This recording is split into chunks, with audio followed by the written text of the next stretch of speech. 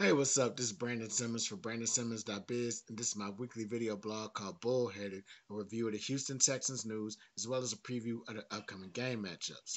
So, this week, the Texans are going to forget about that ugly loss in Minnesota. They're going to come home, host the Jacksonville Jaguars, who has to forget about an ugly loss of their own from this past week. So, we'll get into all that in just a few minutes.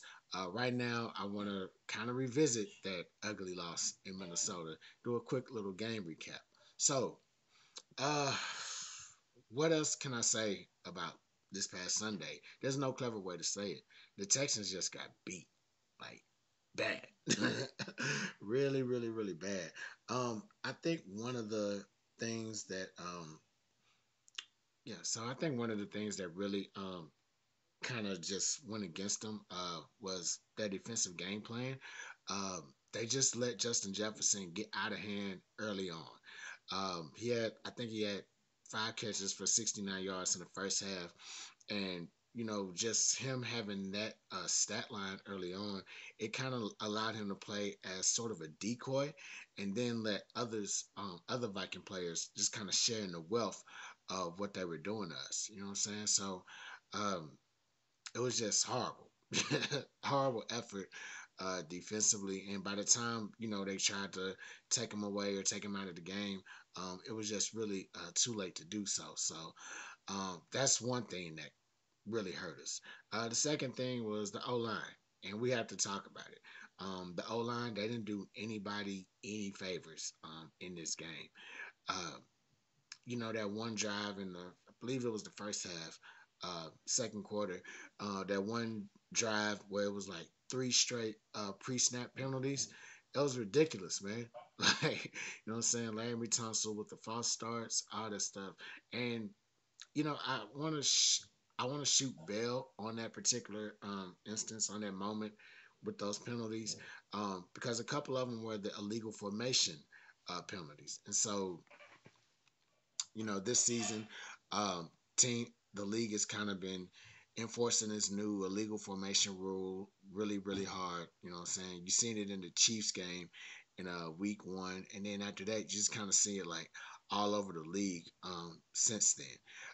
So it's a fairly new thing that they're trying to do, and I shoot them some bail on that, but at the same time, it's like, all right, um, what I'm saying? Like, really just by now we should have a hold on this by now, and it's not just that, but going back to the false starts, like we should have definitely have a hold on that. You know what I'm saying? So um, it's just one of those things where the O line just has to be better at it, and then they gave up like what is it, 4 sacks in this game. So I think in just about every game, CJ Stroud has been sacked at least 3 times. You know what I'm saying? So that's unacceptable. You can't have that to your franchise quarterback.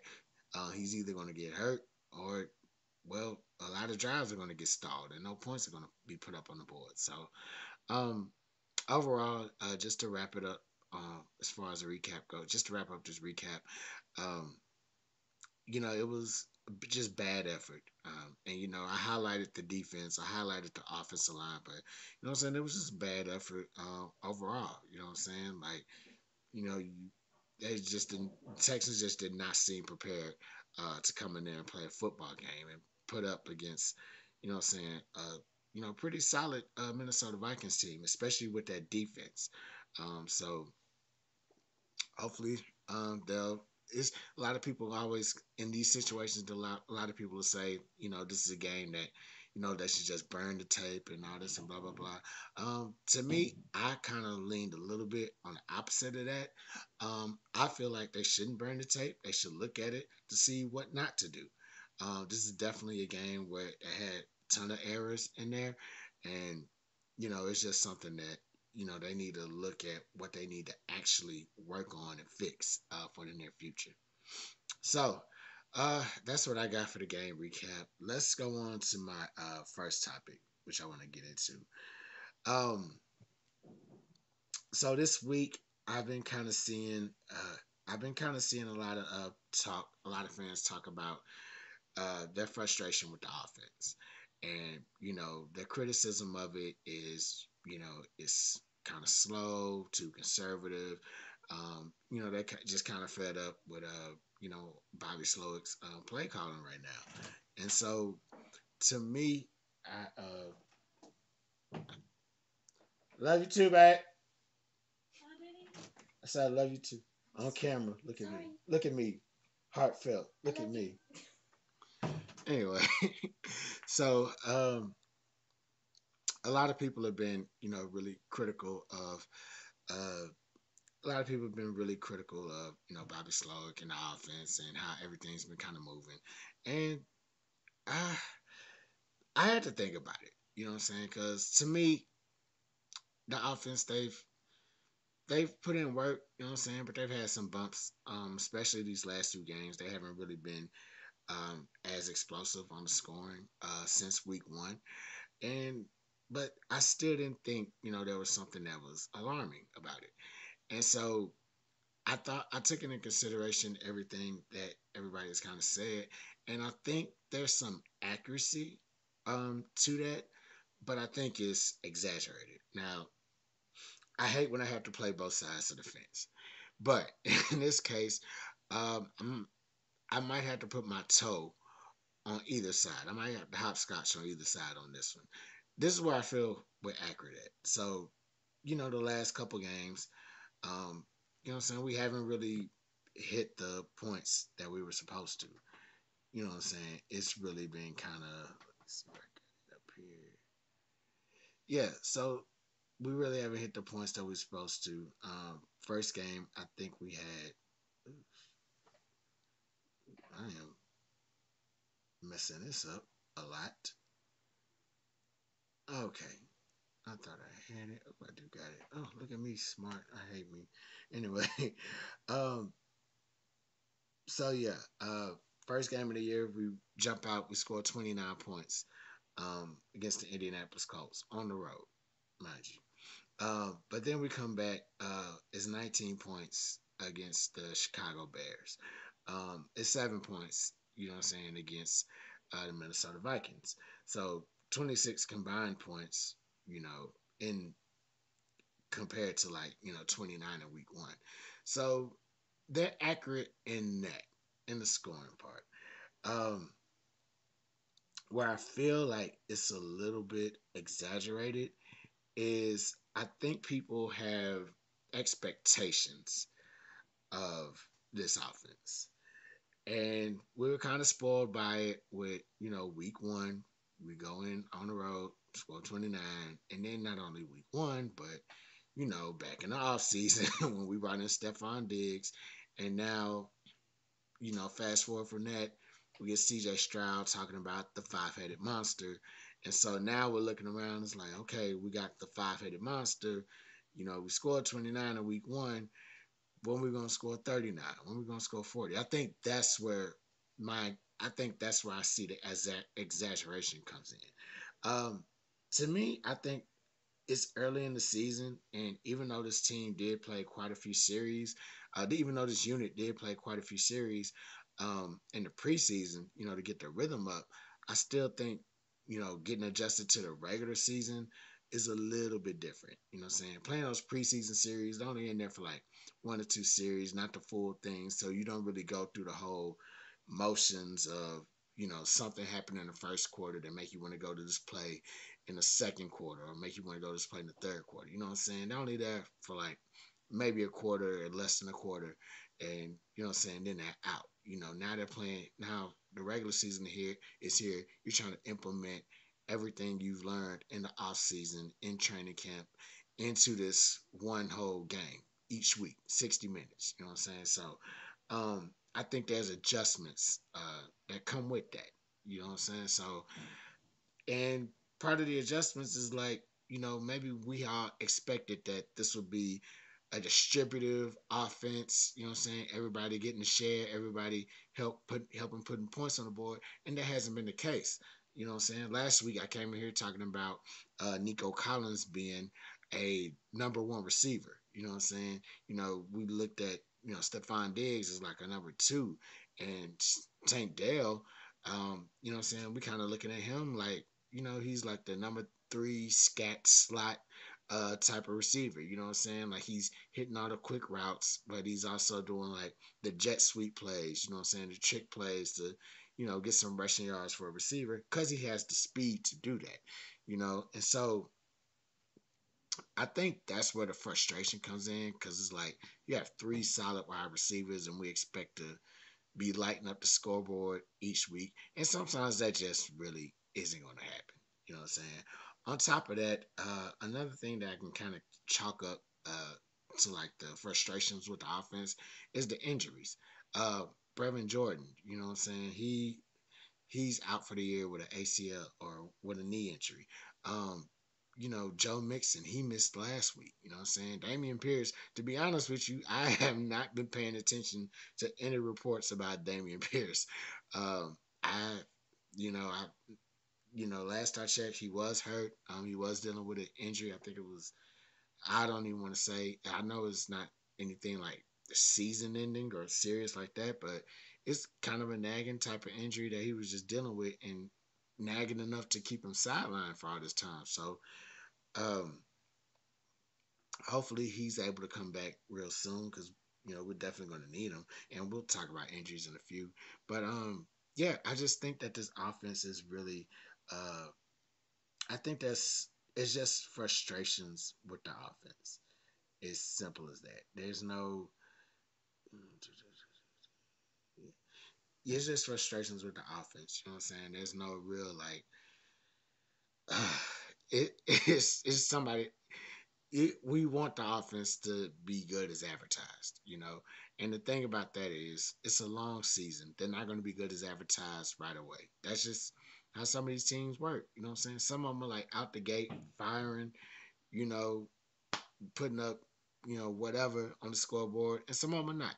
You know what I'm saying? So I think that's the case here. Um, the Texans are still working through what this offense actually is, who's actually who, how they want to, deliver the ball to the people that they need to deliver the ball to, whether it's this wide receiver group or whether it's the tight ends with Dalton Schultz or the rookie Kay Stover. They just have some things to work through. So what's the solution? Like I just said, work through it. It's, because each week, each team is going to present a different opportunity, um, to create a different game plan. So it might be some weeks that, you need to really distribute the ball and make every one of these wide receivers act like, wide receivers and have them beating their defenders. You know what I'm saying? Um, and in some weeks, you might just find it where you're feeding Nico Collins. This past week, Tank Dell, I know he had racked up a big game. I think he had like um, 11 catches for like 62 yards. Yes. Yeah. Excuse me. Five catches for 62 yards. The 11 probably came from my fantasy team, but yeah, 5 catches for 62 yards. Stephon Diggs had 10 for 94. You know what I'm saying? Last week, Nico Collins 4 for 86. So Nico Collins still average. He averaged like 21.5 yards per catch in this last game. You know what I'm saying? Might have been garbage yards, but he still racked that up. So I think it's just all about finding a role for each of those guys, and the only solution is just kind of working through that. You know what I'm saying? They have to have patience, not just us. Well, we probably don't have to have patience. We fans, we can do whatever we want, but they have to have patience to make sure see this thing out, make sure this work, and that's gonna require patience even through injuries. So speaking of injuries, Tank Dell, he's probably the main injury that I'm just been like kind of focused on right now. It's possible that he might miss this Sunday. All depends on the rest of his practice time. I'm recording this on Thursday right now, and it showed him as a did not practice when I checked the injury list earlier. So we'll definitely see what's going to happen come Sunday. It's coffee. So with that being said, let's get right into it. Houston Texans, they're coming off a bad loss, going to face the Jacksonville Jaguars, who's coming off a bad loss themselves.